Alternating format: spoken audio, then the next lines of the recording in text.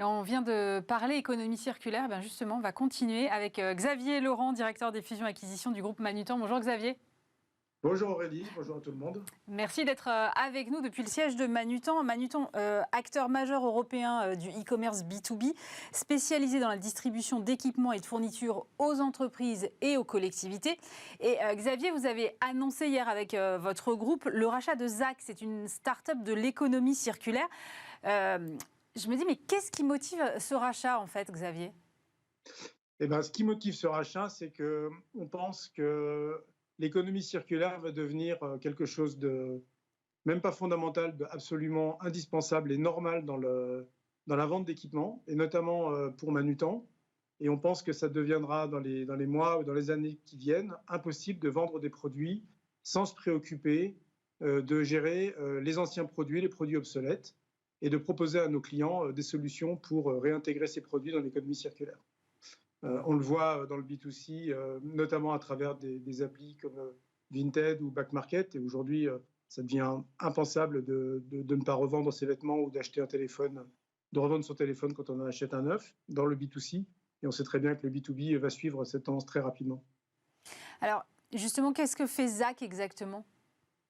Alors, ZAC, c'est une start-up française qui se charge de collecter l'ensemble des équipements informatiques et électroniques, et voire même électriques des entreprises pour les reconditionner, c'est-à-dire faire le tri, identifier tous les produits qui sont susceptibles d'être réparés et revendus, tous les produits qui, au contraire, doivent être recyclés dans de bonnes conditions. Donc, ZAC va se charger de faire la collecte de ces produits, les acheminer dans une entreprise dont c'est le métier, c'est-à-dire de faire ce tri et ce reconditionnement, par exemple Atelier Sans Frontières. Et ensuite, les produits qui sont revendables, ZAC va se charger de les revendre et va rémunérer d'ailleurs l'entreprise qui a donné ces produits en lui reversant une très grande partie de cette revente. Et puis, à travers Atelier Sans Frontières, elle va s'occuper de recycler les produits qui ne sont pas réparables, soit à travers des pièces détachées, soit en récupérant de manière cohérente et en détruisant de manière cohérente ces produits pour éviter des gaspilles de carbone et de récupérer les matières qui sont dedans. Et qu'est-ce qui vous a séduit chez eux en fait ? Alors, ce qui nous a séduit chez eux, c'est que c'est exactement ce que nous, on pense qu'il faut faire. Alors, ils le font sur les matériaux électriques, donc on voudrait l'appliquer sur d'autres. Et donc, ZAC va apporter à Manutan une véritable expertise dans l'économie circulaire. Ils sont extrêmement bien introduits et je dirais, au centre d'un écosystème sur cet aspect-là. Ils ont beaucoup de compétences dans ces aspects-là. Puis ils nous apportent une plateforme technologique, qui organise toute cette collecte et cette revente. Et donc, on va pouvoir utiliser cette plateforme pour la mettre au service des clients de Manutan. Et donc, on va apporter à ZAC des clients et ZAC va nous apporter sa technologie et ses compétences. Mais vous l'avez dit d'un mot, Xavier, en fait, vous ne vendez pas que des produits électroniques, donc quid des autres produits que vous vendez chez Manutan ? Alors, Manutan, on vend à peu près 600 000 produits différents. On pense qu'une bonne moitié d'entre eux devraient pouvoir faire l'objet de cette économie circulaire, c'est-à-dire d'être collectés, reconditionnés, revendus. Et donc, évidemment, on voudrait utiliser la technologie et les compétences de ZAC pour étendre cette plateforme-là à d'autres produits dans l'avenir, très rapidement d'ailleurs. Aujourd'hui, vous avez le sentiment ou vous faites l'expérience peut-être d'être challengé par vos clients sur ces sujets-là de durabilité, réparabilité, économie circulaire ? Oui, alors, challenger, je sais pas si c'est challenger, mais en tout cas, c'est sûr que nous, quand on les a interrogés, 70% d'entre eux recherchent, ou en tout cas sont très intéressés par des solutions d'économie circulaire. Et le cas standard, c'est j'achète un nouveau PC, un nouveau téléphone, merci de vous occuper de l'ancien, parce que je ne sais pas quoi en faire. Donc 70% d'entre eux le veulent.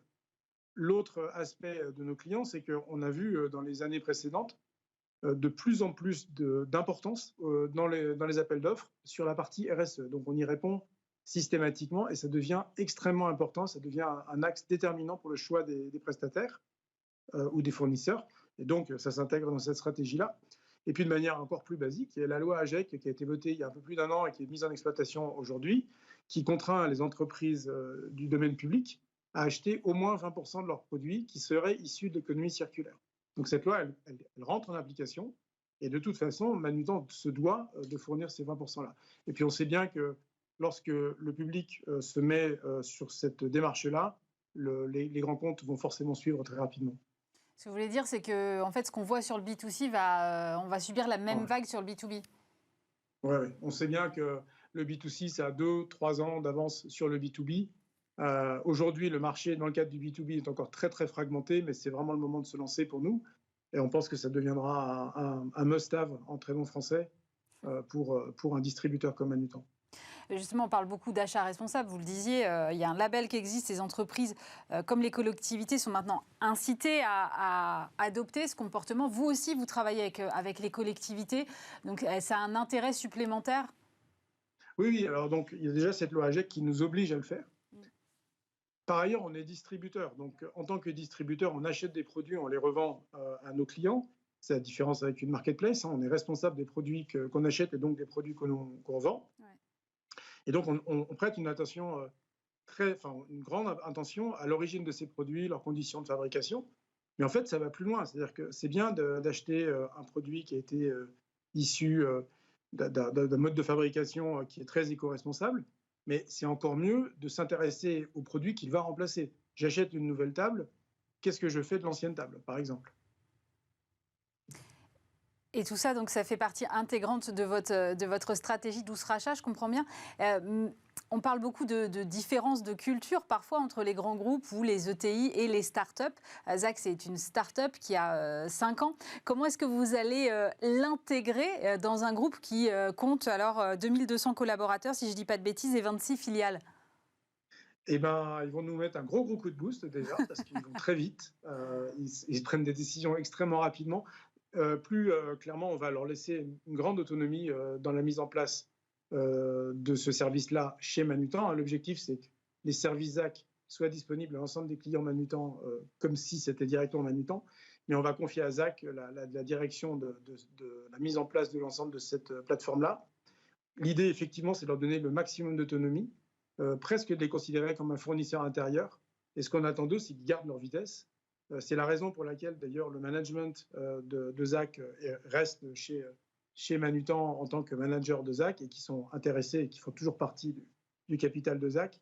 Vraiment, nous, l'objectif, c'est ça, c'est d'avoir le bénéfice des deux, une start-up qui continue d'être autonome, extrêmement rapide, et un coup de boost pour Manutan, une capacité à aller beaucoup plus vite sur ces sujets-là, voilà, sur un marché qui va, à mon avis, aller très vite.